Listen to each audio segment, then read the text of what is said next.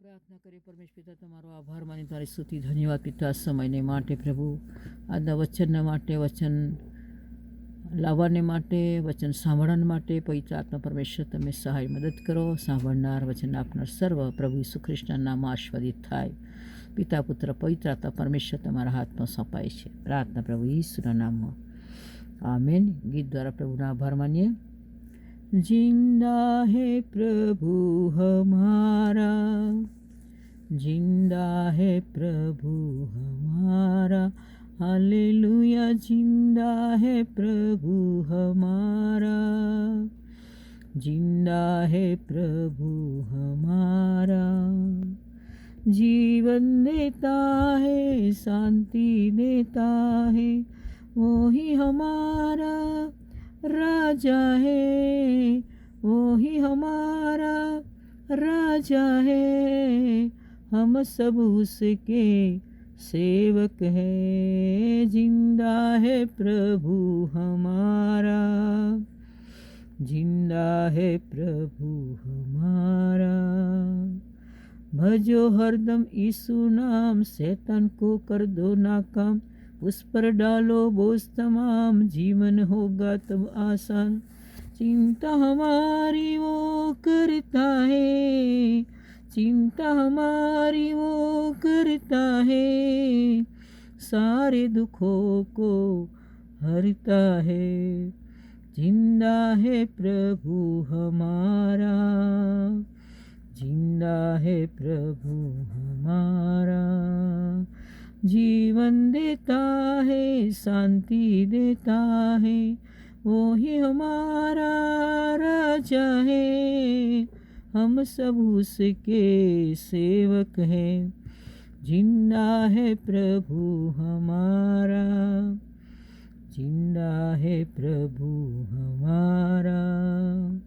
यीशु है इतना बलवान, कोई नहीं है उसके समान. यीशु है इतना बलवान, कोई नहीं है उसके समान. शैतान के सब चालों को किया है उसने काम तमाम.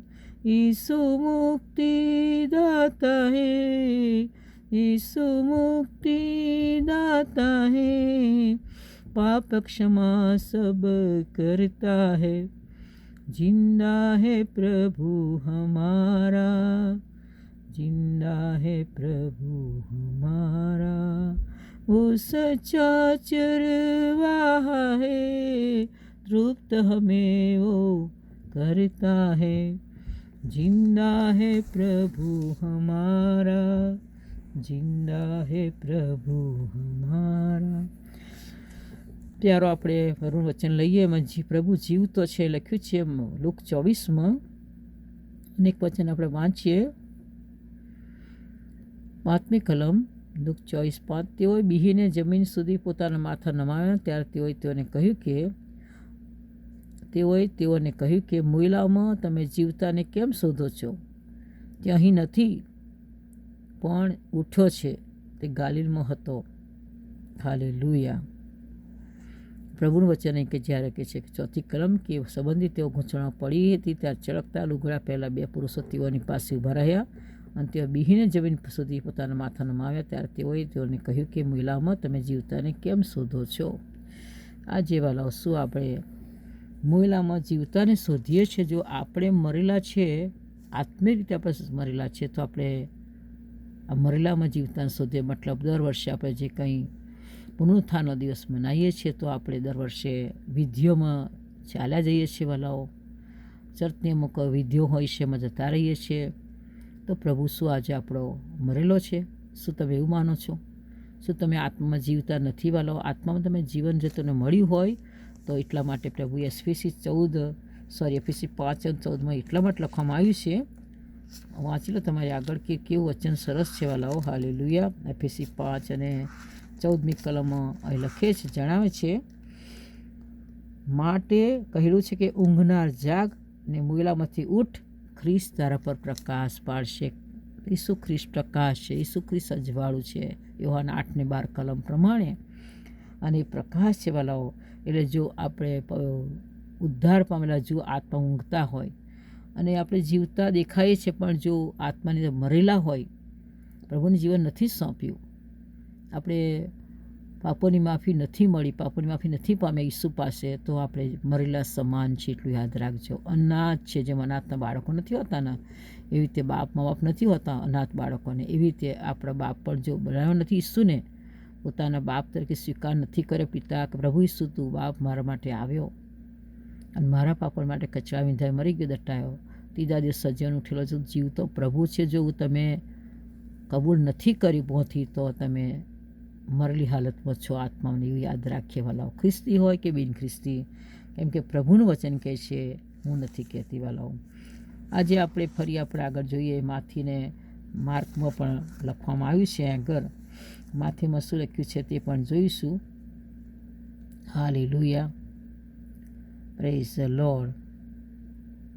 અહીં પણ લખ્યું છે માથી 16, માર્ક 16:5, તેઓએ કબરમાં પેસીને સફેદ જામો પહેરેલા અને જમણી તરફ બેઠેલા એક જુવાન માણસે જોયો. તેથી તેઓ અચરત થઈ, પણ તે તેઓને કહે છે કે અચરત ના થાવ, વધસ તમે જડાયેલા ઈસુ નાઝારીને તમે શોધો છો, તે ઉઠ્યો છે, તે અહીં નથી. જોયું, ઉઠ્યો છે. પછી આપણે માર્કમાં જોયું, આપણે માથીમાં જોઈશું, એમાં પણ આપણે વચન શું લખ્યું છે પણ આપણે જોઈએ. અહીંયા આગળ પહેલી કલમથી વાંચું છું, માથી 28. વિશ્રામવારની આખરે અઠવાડિયાને પહેલે દાડે ફાટ્યો, ત્યારે મગદલની મરિયમ તથા બીજી મરિયમ કબરને જોવા આવી.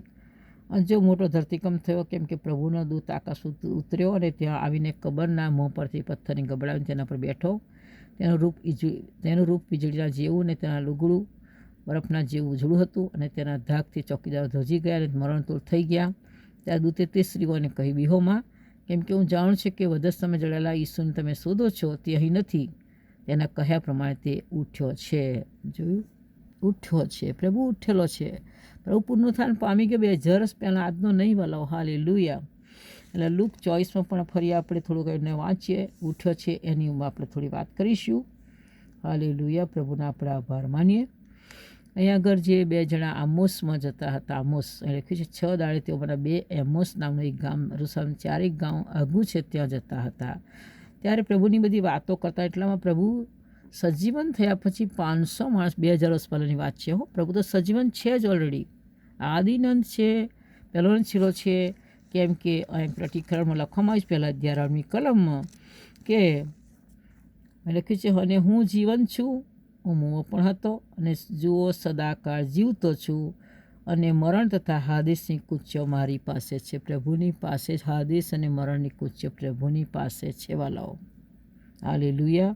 અને કે હું જીવન છું, હું હતો, સદાકાળ જીવતો છે. અને આપણે પ્રકટીકરણ 21મા અધ્યાય પણ લખ્યું છે 13મી કલમ, હું આલ્ફા તથા ઓમેગા, પ્રથમ તથા છેલ્લો, આદિ તથા અંત છું. તો પ્રભુ શરૂઆતથી શરૂઆતથી હતો, જેમાં આદિએ આકાશ પૃથ્વી ઉત્પન્ન કર્યા લખવામાં આવ્યું છે. યોહાનની સુવાર્તા 1 અધ્યાય પહેલી કલમ આદિએ શબ્દ હતો એ લખવામાં આવ્યું છે.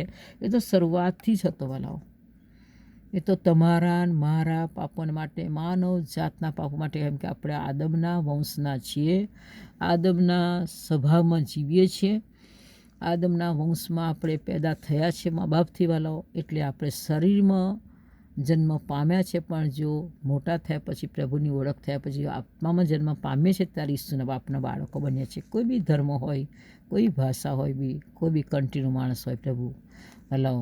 એટલે આપણે એવી રીતે નવો જન્મ. એટલા માટે નિકોદેમસ રાત્રે આવીને કે છે, અધિકારી તો અહુદ્યોનો રાત્રે પૂછે, પ્રભુ તું આવો કામ કેવી રીતે કરી શકે? તો દેવ પાસે ના આવ્યો હોય તો આવી રીતે કરી ના શકે. પ્રભુએ શું કહ્યું? નિકોદેમસ, નવો જન્મ તું પામે નહીં હોય તો દેવનું રાજ્ય જોઈશ નહીં, પછી પાણી આત્મા જન્મ પામીશ ત્યાં દેવના રાજ્યમાં જઈ શકીશ, એવું લખવામાં આવ્યું છે. હાલો તમે યોહાન 3:3-5 તો વાંચો. એ તો એક મોટો અધિકારી હતો યહૂદીઓનો. રાત્રે પ્રભુને આવીને પૂછે છે. જો એટલે પ્રભુ જીવતો છે. શું આપણે એવું આદિનંદ છે પ્રભુ, આલ્ફા ઓમેગા છે, પહેલો છેલ્લો. હવે તિમોથી પણ જોઈ લઈશું. તિમોથીમાં શું વચન લખ્યું છે? તિમોથીનો પત્ર 1 તિમોથી 6 અધ્યાયમાં પણ એ લખવામાં આવ્યું છે વચન. એ તમે વાંચશો તો તમને ખબર પડશે વાલાઓ. અહીં લખ્યું છે 6 અધ્યાયમાં 1 તિમોથી અને 6 અધ્યાય 15-16 કલમ શું બતાવે છે? જે ધન્ય તથા એકલો સ્વામી, કોના વિશે લખે છે? પ્રભુ ઈસુ વિશે. તે રાજાઓના રાજા, પ્રભુના પ્રભુ છે. તે નિર્મિત સમયે પ્રગટ થવું દેખાડશે. કેમ કે નિર્મિત સમયે પ્રગટ થવું દેખાડશે. તેને એકલાને અમરપણું છે. જોયું કોણ? પ્રભુ ઈસુ ખ્રિસ્ત પાસે જઈ શકાય ને એવા પ્રકાશમાં જે રહે છે, જેને કોઈએ માણસે જોયો નથી ને જોઈ શકતો પણ નથી. હાલેલુયા. તેને સદાકાળ ગૌરવ તથા સામર્થ્ય. આમીન. એ એકલાને અમરત્વ આદિનંદ છે પ્રભુ ઈસુ તો. જે પિતા પરમેશ્વર જે છે એ જ પુત્ર પરમેશ્વર એ જ છે, પવિત્ર આત્મા એ જ પરમેશ્વર છે, એક ત્રિએકતામાં એક જ છે વાલાઓ. હાલેલુયા. શું આજે આપણે વિશ્વાસ કરીએ છીએ? એવો વિશ્વાસ કરવા માટે, ઉદ્ધાર પામવા માટે રોમનો પત્ર 10 અધ્યાય 9 ને 10 તમે વાંચો, એમાં તમને ખબર પડશે. હાલેલુયા. એટલે પ્રભુને મોંથી કબૂલાત કરવાની છે કે પ્રભુ શું તો પાપી છું, મારા પર દયા કરો. કે આપણે મા બાપથી, માના પેટના ગર્ભમાંથી પાપમાંથી જન્મ લે છે, પાપી સ્વભાવમાં, આદમના સ્વભાવમાં જન્મ લઈએ છીએ વાલાઓ. હાલેલુયા. એટલે આપણે નવો જન્મ પામવાની બહુ જરૂર છે. અને પ્રભુ જીવતો છે, એટલે કોઈ વિધિઓ પ્રભુ હવે માગતો નથી. જૂના કરાર વિધિઓ હતી, નવા કરારમાં ફક્ત એની આરાધના, આત્માની સત્યતાથી ભજન કરો. કેમ કે યોહાન 4:24 શું લખ્યું છે? દેવ આત્મા છે. આત્માની સત્યતાથી ભજન કર, તેને કે દેવ ઈચ્છે છે, ચાહે છે. પછી બીજો કંઈ 3:17 પ્રભુ આત્મા છે. જે આત્મા છે ત્યાં સ્વતંત્રતા છે. હાલેલુયા. ત્યાં બંધન નથી હોતા વાલાઓ. એટલે બંધનમાં રહેવાની જરૂર, કેમ કે આપણો પ્રભુ જીવતો છે. એટલે એ બધી વિધિઓમાં આપણે કર્યા કરીશું દર વર્ષે. જેમ હિન્દુ લોકો એમના તહેવારો મનાયા જ કરે છે, એમના ભગવાન મરેલા છે. આપણો પ્રભુ જીવતો છે. આપણે શા માટે વિધિઓમાં આપણે એ વિધિઓ આપણે કરવી પડે વાલાઓ? શું તમે પ્રભુ જીવતો છે એવું માનો છો? એવું માનો છો તો પ્રભુને તમે જીવતા સમાન આરાધના કરો. જીવતાના ફોટા નથી હોતા, જીવતાના ફૂલા નથી ચડતા, જીવતાની મીણબત્તીઓ, અગરબત્તીઓ કે દિવસ નથી ચડતો વાલાઓ. જે પ્રભુ જીવતો છે, હાલેલુયા. મરેલા બધું ચડતું હોય, પણ જીવતાને કદી પણ ચઢાવવામાં નહીં આવે. એટલે પ્રભુ આપણો જીવતો છે એ તમે આજે થામી લો, મનમાં, હૃદયમાં થામી લો. તમે ઉદ્ધાર પામ્યા હોય, આપની કબૂલાત કરી કે ના કરી હોય, પણ તમે આજે સાંભળનારી કે ગાલાઓ, કારણ કે પ્રભુ જીવતો છે. પછી આગળ આપણે યોહાનની સુવાર્તામાં, અને એ પણ થોડું વચન વાંચીએ, 15 અધ્યાય વાંચી લઈએ. એમાં પણ જો શું લખ્યું છે એ આપણે જરા જોઈ લઈશું. હાલેલુયા. Praise the lord. યોહાની પહેલો કોરિન્થી 15 અધ્યાય, પહેલો કોરિન્થી 15 અધ્યાય આપણે જોઈ લઈએ. અને એમાં શું લખ્યું છે એ પણ આપણે થોડું વાંચી લઈએ, એટલે આપણને ખબર પડશે. હાલેલુયા. લખ્યું છે આગળ, હા, ઈસુ ખ્રિસ્ત મુએલામાંથી ઉઠ્યો છે. પછી આગળ લખ્યું છે 15 અને જે વિશે અમે જૂઠા સાક્ષી ઠરીએ છીએ, કારણ કે અમે દેવ વિશે એવી સાક્ષી પૂરી કે તેણે ખ્રિસ્તને ઉઠાડ્યો. પણ જો મુએલા ઉઠતા નહીં હોય તો તેણે ઉઠાડ્યો નથી. એમ જો મુએલા પણ ઉઠતા નથી તો ખ્રિસ્ત પણ ઉઠ્યો નથી. અને જો ખ્રિસ્ત ઉઠ્યો નથી તો તમારો વિશ્વાસ વ્યર્થ છે, હજી સુધી તમે પાપમાં છો, ઉદ્ધાર નથી પામ્યા. ફરી વાંચું છું, પહેલો કોરિન્થી 15:17 અને જો ખ્રિસ્ત ઉઠ્યો નથી તો તમારો વિશ્વાસ વ્યર્થ છે, હજી સુધી તમે પાપમાં જ છો. હાલેલુયા. એટલે પ્રભુ ઉઠ્યો છે. પછી 20મી કલમ, પણ ખ્રિસ્ત મુએલામાંથી ઉઠ્યો છે. જોયું? ખ્રિસ્ત મુએલામાંથી ઉઠ્યો છે. મતલબ એ મનુષ્ય બનીને આવ્યો તમારા મારા માટે. પાપનું દેવું ચૂકવા માટે એક પવિત્ર બલિદાનની જરૂર હતી. એટલે પ્રભુ ઈસુ ખ્રિસ્ત આત્માથી જન્મ્યો હતો, એટલે એકલો જ પવિત્ર હતો. બીજો કોઈ પવિત્ર નથી. મનુષ્ય માત્રમાં કોઈ પણ પવિત્ર નથી. હા, આપણે ન્યાયી ઠરીએ છીએ, પણ એટલા પવિત્ર બની શકતા નથી વાલા પ્રભુ ઈસુ સમાન. પ્રભુ ઈસુ આત્મામાં જન્મેલો હતો, પવિત્ર આત્માથી જન્મેલો હતો, પવિત્ર આત્માથી ગર્ભ રહેલો હતો મરિયમના મરિયમના ગોદમાં, એમના ગર્ભસ્થાનમાં. એટલે આત્માથી, એટલા માટે લુક 1:35 તમે વાંચી લેજો. બીજું ગલાતી 4:4 તમે વાંચશો, એમને ખબર પડશે. પ્રભુના આપણા આભાર માનીએ વાલાઓ. એટલે પ્રભુ જીવતો છે, એટલે આપણે જીવતાની સેવા કરવાની છે, મરેલાની નહીં વાલા, ફોટાઓની નહીં, કે કોઈ વિધિઓથી કશું થતું નથી. પણ પ્રભુ ઈસુ જીવતો છે. જો તમે માનતા પ્રભુ જીવતો છે તો જીવતાની આત્માથી આરાધના કરો, અને પાપોની કબૂલાત કરીને અંત સુધી ટકી રહેવાનું છે. અને આપણે જે જીવતા છે, આપણો આત્મા જીવે છે પ્રભુની સાથે. અત્યારે પણ આપણા આત્મા જીવન જીવે છે, કેમ કે આત્માથી ભજન કરીએ છીએ, એટલે આપણે પ્રભુ સાથે જોડાઈ જઈએ છીએ. અને દિવસ પ્રભુના ચરણોમાં આપણે જવાના છે. તો આત્માથી આરાધના કરશો, ત્યારે આપણે પ્રભુના રાજ્યમાં પરિપૂર્ણ રીતે આપણે રહી શકીશું વાલાઓ. અને તમને વચન દ્વારા પ્રભુ તમને આશીર્વાદ આપે. પ્રભુ જીવતો છે એમ તમે વિશ્વાસ કરો, અને પાપોની માફી. પ્રભુ શું પાપી છું, મારા પર દયા કરો, મને ખબર નથી. પ્રભુ આ વચન દ્વારા મને ખબર પડી. એટલે પ્રભુ તમે જીવતા છો, મારા હૃદયમાં આવો, મને માફ કરો, મારા પાપોની ક્ષમા કરો. આ વચન આવી રીતે પ્રાર્થના કરશો. વચન દ્વારા પ્રભુ તમને આશીર્વાદ આપે. ગોડ બ્લેસ યુ મારા નાથા.